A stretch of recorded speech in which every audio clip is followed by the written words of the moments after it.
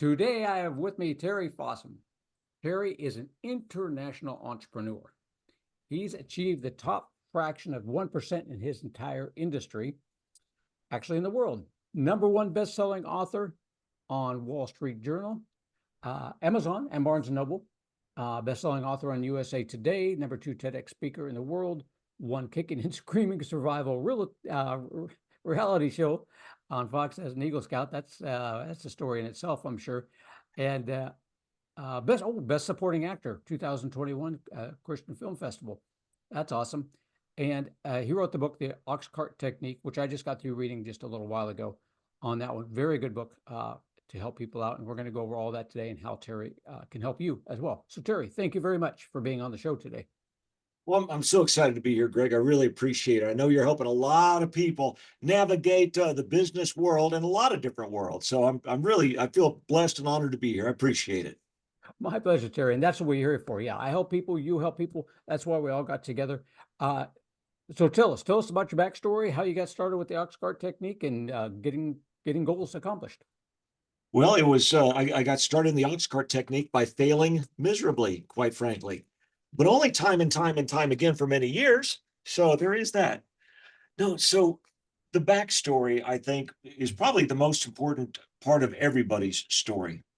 And mine, starting with my father, who was a poor sharecropper in South Dakota, but he got a job that took him to literally the poorest city in the entire United States of America, a small Texas-Mexico border town by the name of McAllen. Everybody's heard of McAllen. You've seen it on the news with the border crossing and the cartels coming across and kidnapping people, et cetera, et cetera, et cetera. But don't get me wrong, I love my hometown. I really do. It's amazing people, amazing food, nice warm weather. But it can be a little rough growing up there sometimes with all the gangs and the drugs. In fact, I was on the wrong end of an assault rifle in junior high in my own back alley. In high school, my dad, was killed. But before he died, one of the neighbors came up to him and said, I just want to make sure you understand something. I want to make sure you understand. Those three boys, your three sons, not a single one of them will ever grow up to be anything. Horrible. Well, that's my background. That's where I come from. People hear all those, those accolades and those accomplishments and all that. Those are things I've done. That's not who I am. And that's a whole different story for pretty much everybody out there. So I decided I wanted to get out of all that. I got into business and I tried. And I failed. And I learned all the self-improvement I could get my hands on. And I failed. And I tried more. All the seminars, all the books, all the audio, everything I could. And I tried and I failed. And I failed. And Greg, I reached a point where I just couldn't fail anymore. And I gave up. I walked into the bathroom. I looked at myself in the mirror. So I guess he's right. You're never going to grow up to be anything. And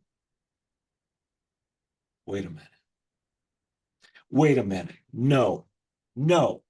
For the sake of the memory of my dad, if nothing else, I refuse to let that be true. I refuse to let that son of a gun be right. And Greg, it was at that moment, taking that adversity, all those things that are in all of our background that could tear us down, but we can use them to build up. And accidentally, the Oxcart technique was born. Wow. So tell us about it. What's the Oxcart technique? How can it help people? You got it. Here's what happened to me personally, first of all. So I got up, I brushed myself off, and I got back at it again. And I still hit those same setbacks and those same obstacles and the naysayers and the no's and the no's and the no's and all the fears and the self-doubts and the excuses. But now I did it from a different standpoint. Not just some positive visualization, some carrot, some happy thought that I didn't feel would ever happen to a guy like me anyway. Not the thing to go toward, but now I had something to go away from. The stick never grew up to be anything. And for some reason, I learned the reason out later, a very scientific reason, but that pushed me harder than any happy thought ever would. And I started succeeding and succeeding and succeeding. Me. Before I knew it, I had rooms full of people coming to listen to me find out what the heck I was doing. So I taught them the Oxcart technique, and it worked. What I call the Oxcart technique. It's based on a parable, the carrot and the stick. We can talk about that if you like, but it started working for them. So we started applying it to marriage, because marriage is a goal, or at least it should be, that 50% of the people fail at. And I started getting emails, Greg, that said, "You just saved my marriage." There's an international weight loss coach in one of my audiences. She freaked out and started applying it to her clients.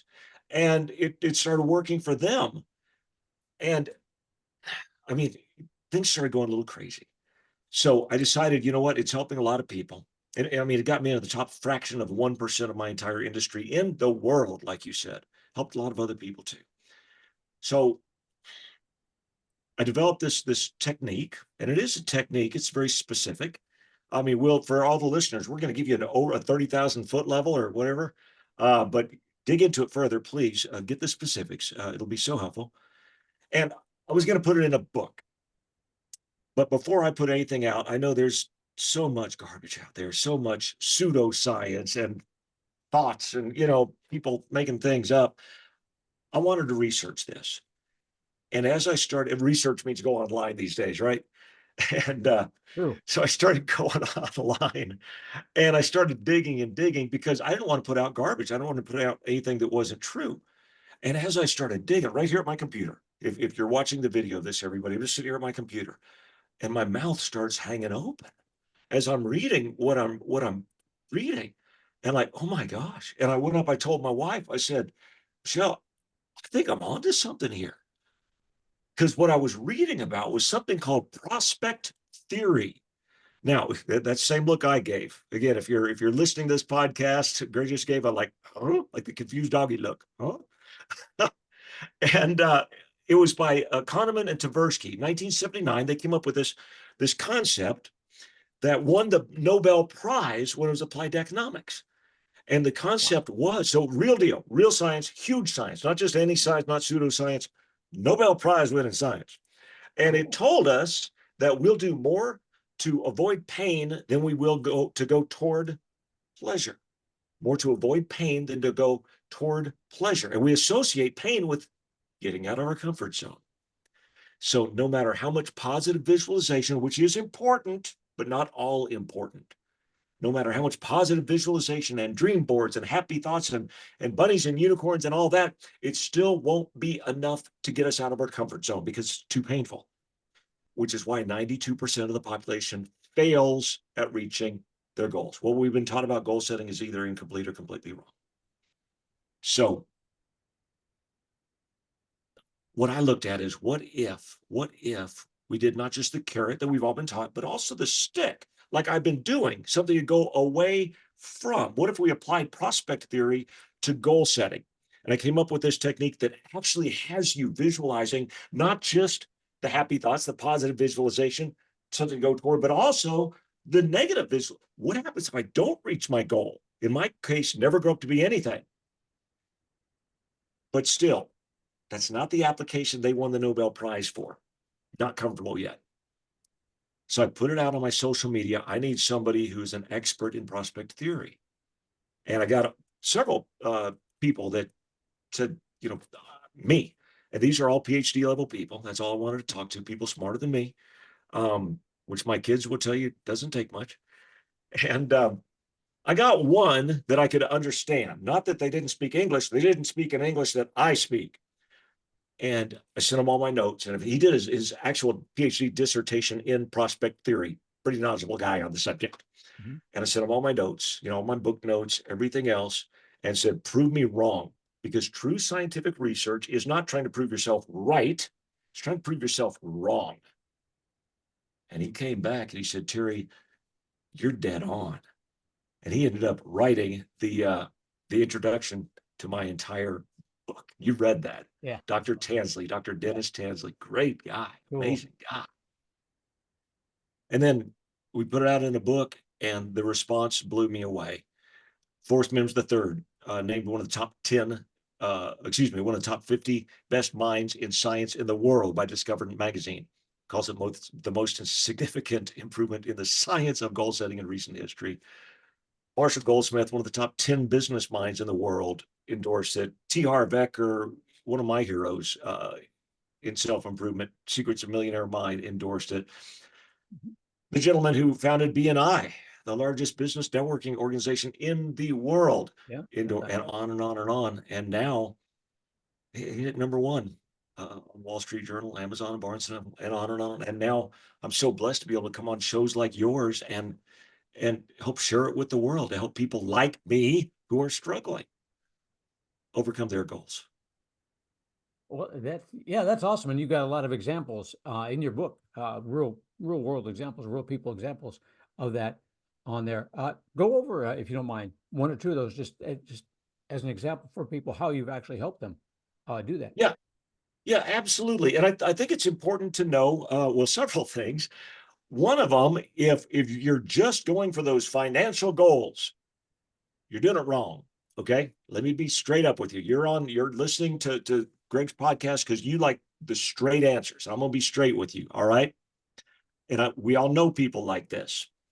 If you're just going for the financial goal, you're not going to get it. Or if you do, it's not going to be worth it. There's basically three pillars to success in your life.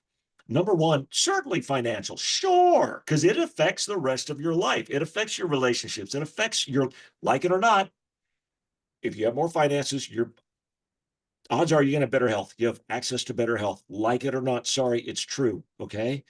It affects all aspects of your life, because if you don't have the finances, you're going to be worrying, and that will hurt your life, your health. It's going to affect your marriage, etc. If you don't have a happy marriage or close relationships in your life, it will affect your finances. It will affect everything else. If you don't have your health, you don't have anything. So don't just use the Oxcart technique for your business goals. You're going to be tempted to, and I get it. I get it. It's what drives a lot of us. Use it for everything.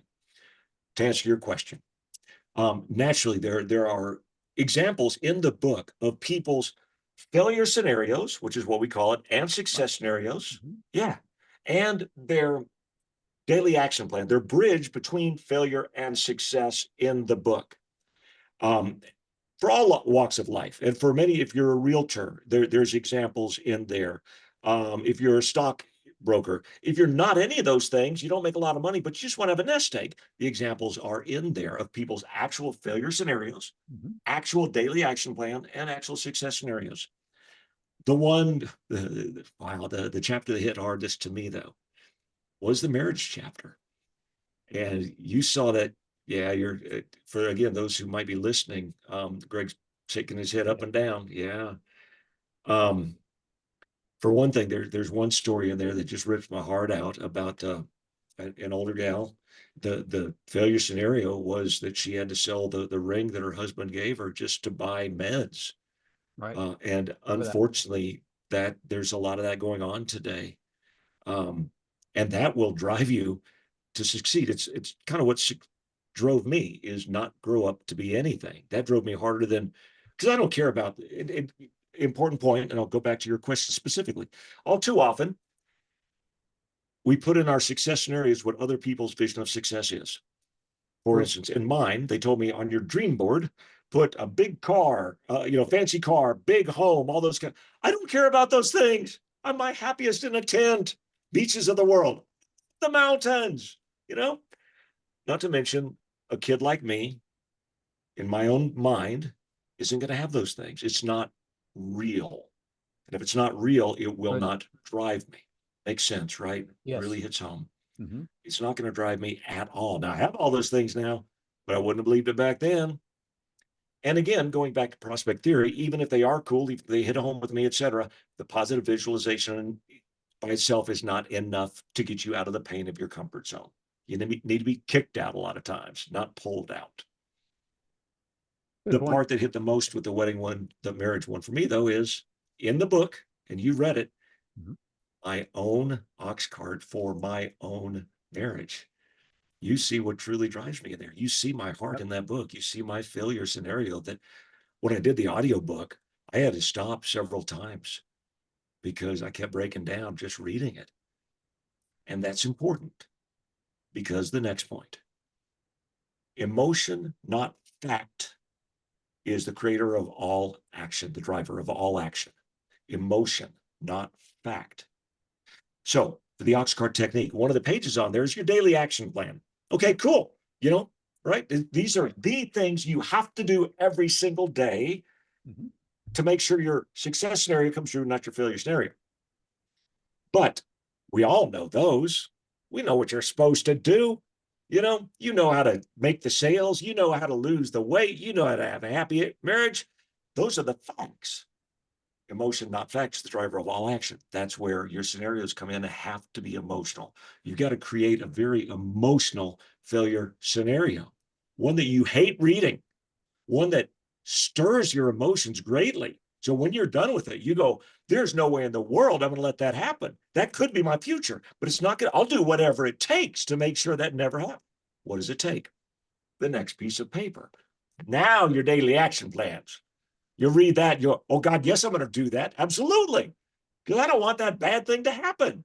That's kicking you out of your comfort zone, creating more pain in your subconscious than the pain of getting out of your comfort zone. And that's critical. A lot of people want to avoid it these days. No, do not avoid it. Harness it. Use it. It can be fantastic if used correctly. That's why I want everybody to actually go to the site, read the book, do it right. You end up reading your success scenario. I just did those things on my action plan. Here's how amazing that aspect of my life will be because of that problem solution format. You start by feeling terrible, just like any good movie will pull you in, hit that point, and you finish with a happy ending that leaves you feeling great, but driven to make sure that's your future. Does that help? Does that help answer your question? And then some, Greg? It does, Terry, because reading through the book, the success scenarios are great. Oh, cool, I'm cool. I'm going to get that success. Hey, boy, that's really cool. But then reading the negative scenario, the failure scenario is just like, that's Yeah, just like, really brought you out of it and really got those emotions going. Like, I do not want that to happen to me. So, yeah, that box of chocolates would be a great success thing. But on the other hand, I don't want to be sitting around at 200 pounds. It's like picturing myself doing that. I'm like, there's just no way. No, no, no, no, no. So it yeah, really did, when I was going through each one of those different scenarios that you had, the outstanding. emotions really drove.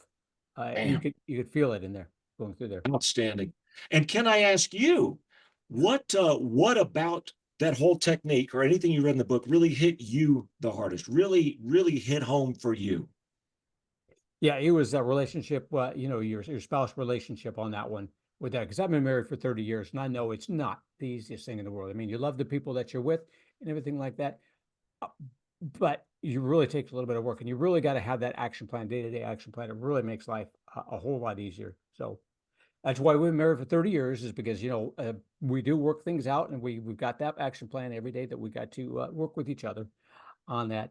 It does help for those of you out there that are just getting married or just starting to get married. Yes, go through that. It definitely helps, keeps us together for actually over 30 years now. Right on, right on. Yeah, and it's kind of funny. A lot of times, because I do coaching as well, and a Mhm. lot of times people come. In fact, recently I had a couple come to me for business coaching. Business coaching. Again, Uh, okay, Terry, you've been part of the top fractional 1% in the world in your industry. Help us. Like, all right, we can do that. But it became really obvious. The first thing we needed to do was work on that relationship. yeah. And I think that was the biggest blessing of all. It got them talking. It got them when they developed their action plan together, the best way you can do it. And it got them talking about what's truly important to each of them and focusing on them. There was tears, there was hand holding, there was hugs. And now I think well, I know it made a huge difference. I don't want to go into too much detail because my coaching sessions are very private, but it made a huge difference in their lives. Yeah, I could see where something like that would come out when when you're working together, partner, and you're working on growing your business. You need some business help, but let's get back a little ways as to far as what's keeping you from moving forward, and that would be the relationship. That's Yeah, so absolutely. that's so true. Do you, so when you did that reality TV show, were you using the Oxcart technique at that time as well? You bet I was. Absolutely, I was. Okay. Okay, let's talk about that show, y'all. Yeah. Okay, first of all, I did not ask to be on any survival reality show. I didn't want to. I'd always said, have you seen what they make them eat, Greg? Come on, I don't want that. Oh No yeah, me. yeah, yeah. That's true. Yeah. So right away, I didn't want to be on a show. Now, I found out, by the way, they reached out to me, okay? And Cool. there's a story behind that. We'll talk about it on a different show. But I found out that I was going to be the oldest competitor on the entire show. My wife was laughing at me. She's like, "Oh my God, you're the Tog. Tog, what's that? Dude, you're the token old guy. Come on." It's like, it's really cool. They're going to have, cute. Yeah. They got the old guy on there. It's nice that demographics represented, but he going to die. Now, let's add into that, if that had who my competitors were. Special forces guys, a Marine Scout sniper, a mercenary that helped take out Saddam Hussein, a fourth degree ninja black belt that I'd seen on Naked and Afraid All Stars, except for the fuzzy parts. Okay. Okay. Yeah. And who am I?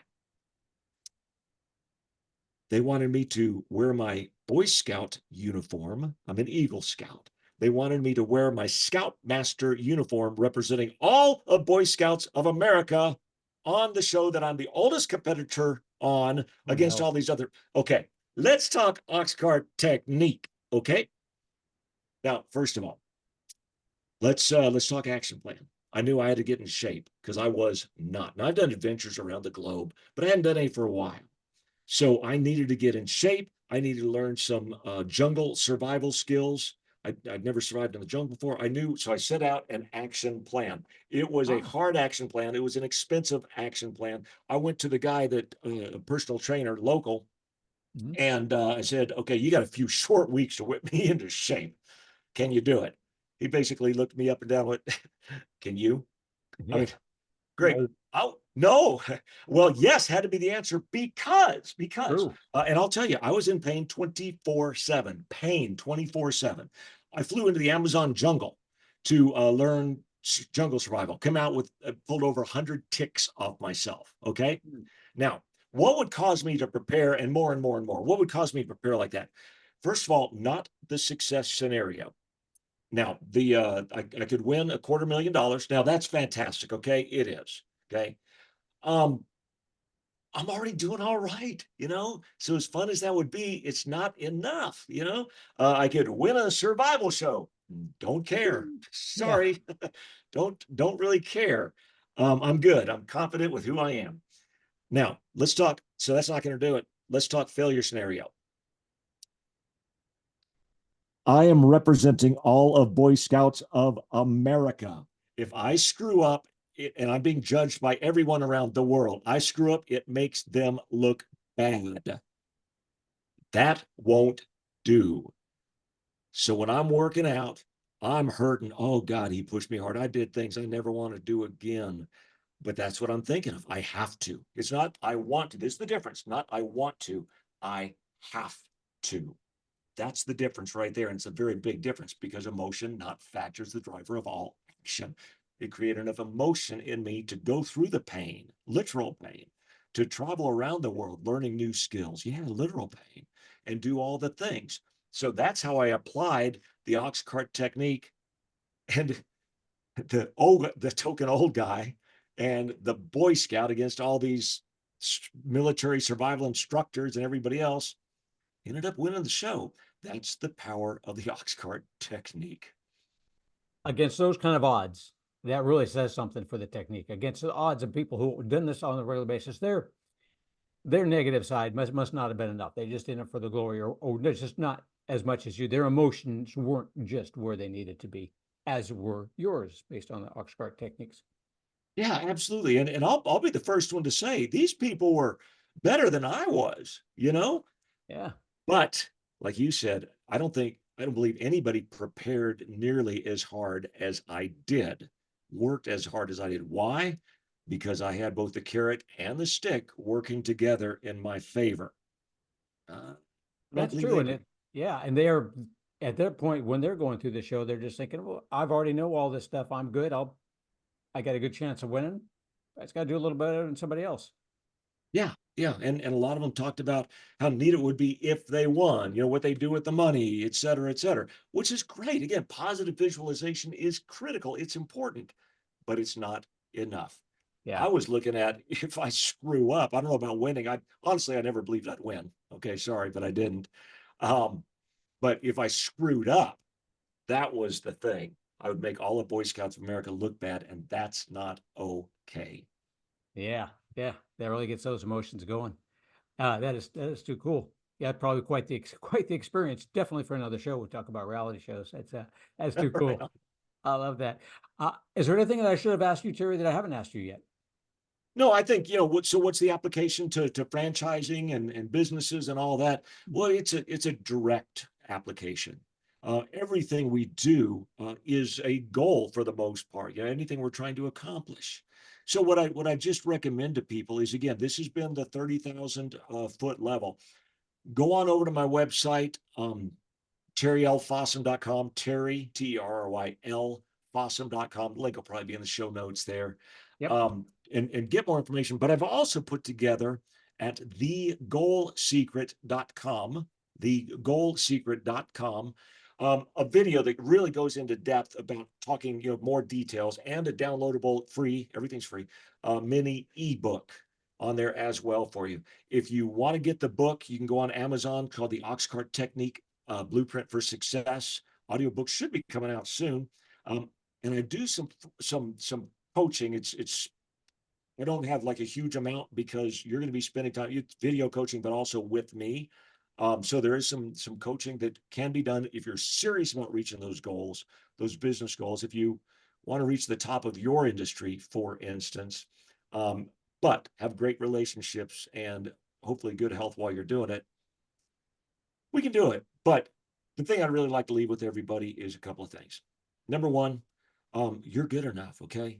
You're good enough. It doesn't matter what's happened in your past. It does not matter what's going on right now, perhaps. I know there's negative things that you're thinking of right now, all the listeners, all the watchers that you're thinking of right now, okay? Look, we all have had them. We all have them, okay? You've got this. You can do this, okay? You got this. And when you do, and this is what I ask of all my clients, use the gifts that you're given. In my case, I believe that God gave me, but whatever you believe, the gifts you're given, make a positive difference in the world, okay? Make the world a better place because you're in it. I don't care who you are, I don't care where you come from. You can make a difference in the world. Now get out there and go do it. That's all great. Thanks so much for having me on the show and the difference you're making in the world. Thank you as well, Terry. You're going to make a lot of difference to a lot of people, and you already have. We I appreciate it. appreciate that.